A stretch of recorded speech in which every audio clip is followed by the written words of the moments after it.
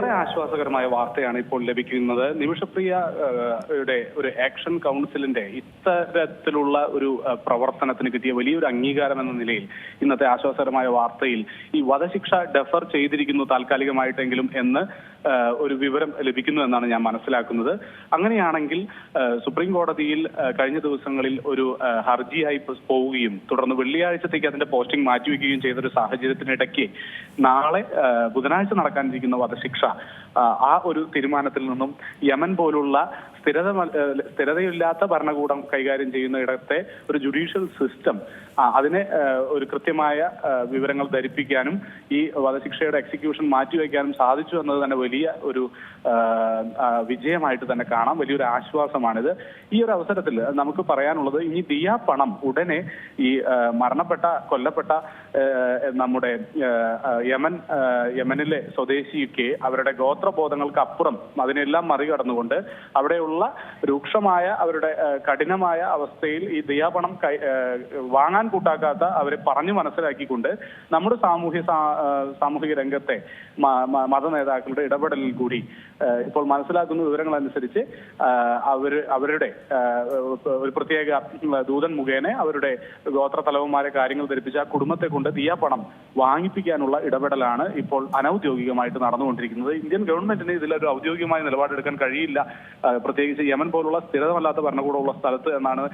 ഇന്നലെ attorney general നമ്മുടെ പരമോന്നത കോടതി ധരിപ്പിച്ചിരുന്നത്. പക്ഷേ അതിനെല്ലാം മറികടന്നുകൊണ്ട് സ്നേഹത്തിന്റെയും സാഹോദര്യത്തിന്റെയും മതസാമുദായിക ബന്ധങ്ങളുടെയും ഏറ്റവും പരമോന്നതമായ രൂപങ്ങൾ ഉപയോഗിച്ചുകൊണ്ട് തന്നെ നമ്മുടെ നാട്ടിലെ മത നേതാക്കൾ ഉൾപ്പെടെയുള്ളവർ പരിശ്രമിച്ച് ഈ ഒരു വിജയതീരത്ത് എത്തിയിരിക്കുന്നു എന്നതുകൊണ്ട് തന്നെ ഇനി നിമിഷപ്രിയ ജയിലിൽ തുടരുകയാണെങ്കിൽ പോലും തന്റെ ജീവൻ നിലനിർത്തിക്കൊണ്ട് അവർക്ക് സാധ്യമായ അന്താരാഷ്ട്ര നിയമങ്ങളുടെ എല്ലാം ഒരു അവസരങ്ങൾ ഉപയോഗപ്പെടുത്തിക്കൊണ്ട്, പ്രത്യേകിച്ച് UDHR പോലുള്ള യുണൈറ്റഡ് നേഷൻസിന്റെ ഡിക്ലറേഷൻ ഓഫ് ഹ്യൂമൻ റൈറ്റ്സ് അനുസരിച്ചെല്ലാം വധശിക്ഷ ഉൾപ്പെടെയുള്ളവയിൽ നിന്ന് പിന്മാറാൻ രാജ്യങ്ങളോട് ആവശ്യപ്പെടുന്ന ഒരു ചരിത്ര പശ്ചാത്തലം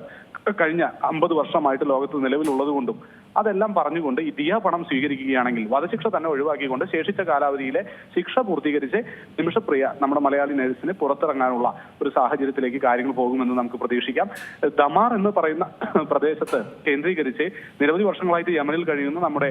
സാമൂഹ്യ രംഗത്തെ സുഹൃത്തുക്കളും ആക്ഷൻ കൗൺസിലിലെ അഭിഭാഷകർ ഉൾപ്പെടെയുള്ള ഡൽഹിയിൽ നിന്നുള്ള സംഘമെല്ലാം നിരന്തരം പരിശ്രമിച്ചുകൊണ്ട് ഈ ദമാർ മേഖല കേന്ദ്രീകരിച്ച് ഇന്ന്